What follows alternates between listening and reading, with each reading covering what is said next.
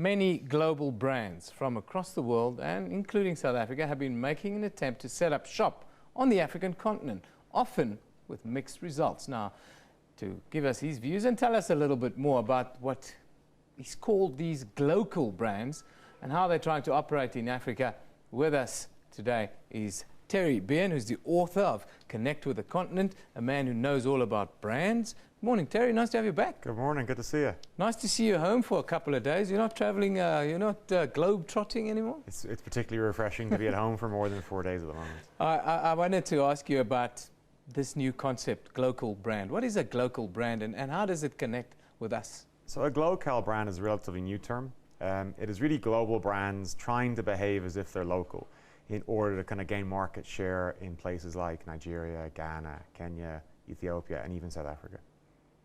Now, there's a large gap, it seems, between that and what happens on the ground, how a brand perceives the market. Information is often wildly inaccurate on the continent. How do they sort of keep it together? You know, it's a challenge to get accurate information. I mean, if you look at how people or how executives consume information, they're very heavily reliant on what's in print and what's in the media. And if you look at a publication like The Economist has a circulation of around 1.5 million readers.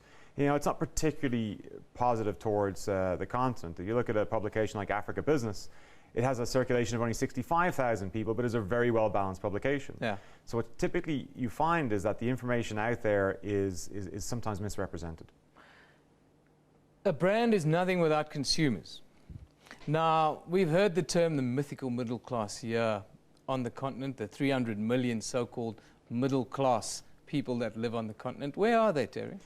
Well, they're a bit of a sort of hypothetical figure. What occurred was some of the consulting firms and audit firms got together and decided they were going to determine there were 300 million people in the African middle class, which is really interesting if you consider the fact there are only 365 million middle class North Americans. So where did all these people come from? Well, here's the irony. If you are earning over $2 a day in the African middle class, you are considered to be middle class. If you're earning less than $9.50 in Europe, you're below the poverty line.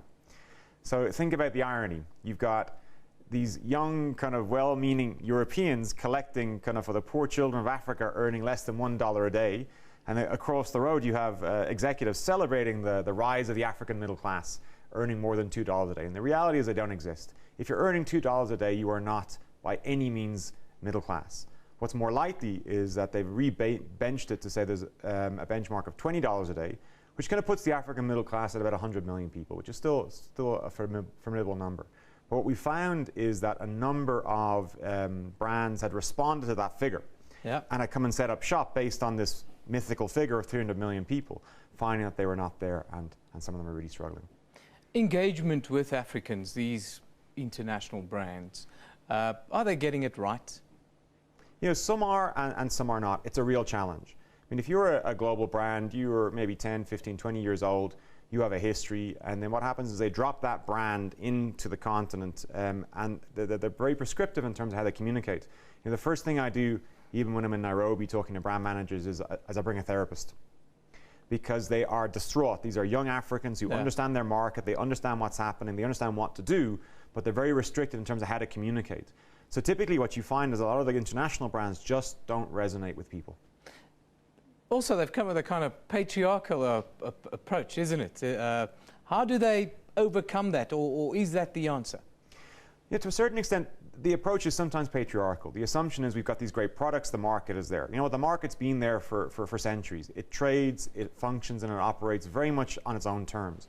When a new brand comes in, it's less around who you are, it's more what you can do. How are you integrating with our communities? How are you helping us uplift our economy? What are you doing to kind of be relevant to me? And unless an international brand is able to address those questions head on, they're going to remain irrelevant, even though they're spending large sums of money. What about African brands? Where are African brands sitting? What are the success stories and what are African brands doing right and wrong? So what African brands are doing is they are hitting the mark very well because they are not inhibited by a global platform. They kind of understand their market, they understand their consumer really, really well. Some of the great success stories are brands like Mansard. Mansard is a short-term insurance company, born out of West Africa, only 3.5 years old, but growing about 20–25% year on year, because it does some very simple things. It understands its market, it understands how to communicate to them, and it gets it done.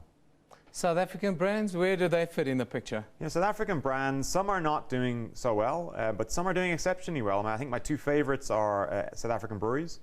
They are incredibly clever in terms of how they engage local markets, and they immerse themselves in that local market really well. And the other one, which takes a bit of a hammering domestically, but is South African Airways. South African Airways has really evolved its brand to be less South African and much more African in terms of how it communicates, and it's been incredibly well received across the continent. Wins a lot of awards across the continent, it seems. It does. I mean, it's a premium brand. Yeah. If you're traveling continentally, it always shows up on time. Quality is good. It ticks all the right boxes. Always on time, Terry. Well, maybe is not. That your experience? Maybe not Joburg to Cape Town, but in Lagos, Nairobi, Accra, Brazzaville, they're absolutely on time with their flights. Fantastic. Terry, thanks for joining us, always giving us unique insight into business in Africa. Terry Behan is the author of Connect with the Continent, a man who travels the length and breadth of the continent and always keeps us updated with what's the latest and what's happening.